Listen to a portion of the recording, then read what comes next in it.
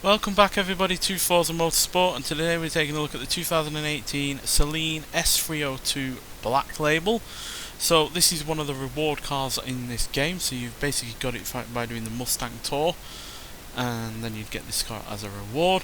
And yeah, this vehicle is based on the 6th generation of the Ford Mustang, and yeah, it's had a radical amount of extras put onto it to make it a fast and reasonably handling vehicle. So it's got adjustable suspension, improved brakes, and new bodywork, which includes rear wing, rear diffuser, side skirts, and a new bonnet, all to help it be lightweight and more, aerodynamically efficient, while also providing more in the way of downforce at high rates of speed.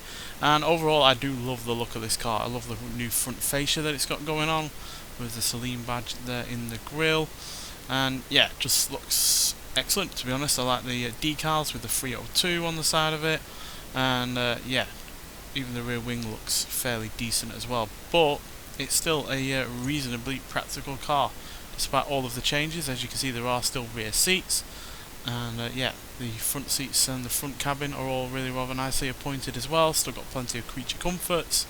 It's by no means a stripped out racer, which is something that Saleen have done many a time before with Mustangs, is make properly quick versions of the Mustang, but not sacrificed other creature comforts. And that translates to the rear as well, because it's still got a decent sized boot.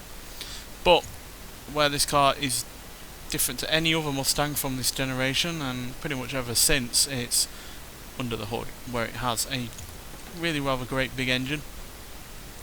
It's a 5-litre supercharged V8, which granted isn't quite as big as the GT500 that is based on the same generation of this, but this produces a whopping 780 horsepower and 630 pounds-feet of torque, and now that is 20 horsepower more than that GT500 I just mentioned, and 5 pounds-feet of torque more as well. And to top all of that off, this weighs less. It weighs in at 3,785 pounds, which is 386 pounds less than that GT500. So all in all, this should be a cracking car to drive. It's got less weight than its comparative rival.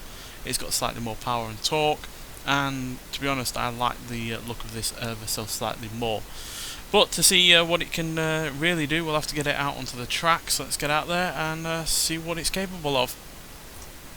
Right, so here we are at Daytona International Speedway. So as per usual, I'll let you listen to the engine of the car for a little bit of this first lap, and then we'll talk it through the rest of the race. So yeah, it's going to be 2 laps. Let's see what this car sounds like.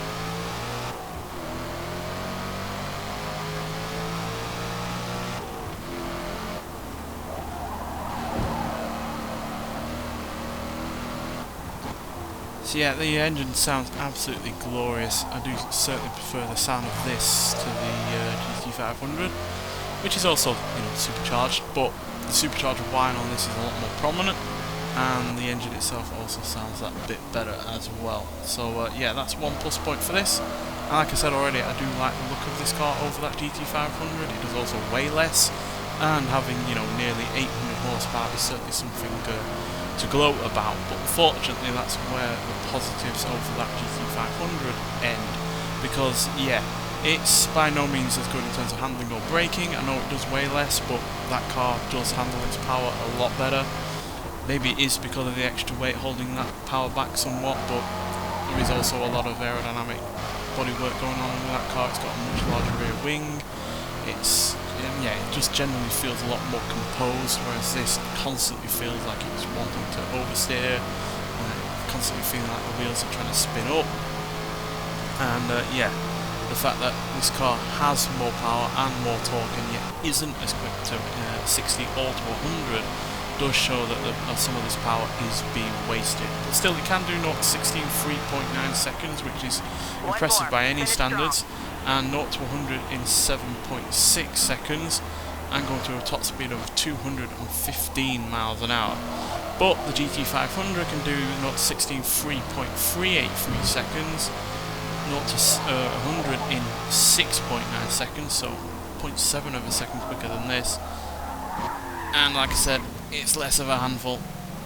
To be honest, most of that was down to me looking at my my notes there, but still, the brakes aren't as good as the GT500, the handling isn't quite as composed, and yeah, the power is clearly being wasted, the extra power, or even more than that, despite having more power, because yeah, it's just not as quick to 60 or to 100. Yes, this has the GT500 over on a barrel with the top speed, as this can do 215 miles an hour, and the GT500 is out of puff at 203, but that's not really going to come into play for the most part, unless you've got an extremely long runway to get up to that kind of speed.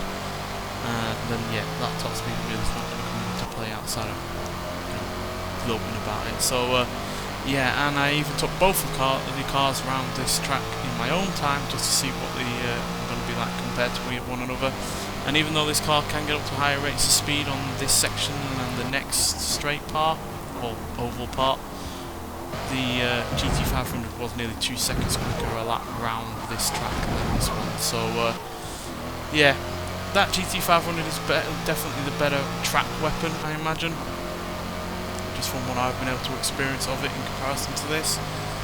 But I do like how dumb and old school fun this car is, and even though it's not as good a handling car as that GT500, it is still able to hold its own in its own regard when driving on its own merits. As yeah, the handling is still reasonable, the brakes are still decent, and yeah, it does offer up some old school dumb fun at the end of the day with that massive supercharger whine, great sounding V8, and the fact it does feel like it's on the raggedy edge all of the time, which is what a muscle car quite frankly should feel like. It should feel on the ragged edge all of the time, because they are the outlaw kind of vehicles, you know. Back in the 60s and 70s they were constantly one-upping each other in terms of horsepower, and to hell with handling and braking. So this is kind of in the spirit of that, but nowadays muscle cars are seen as something more of an all-rounder, and yeah, this does not quite manage to be that.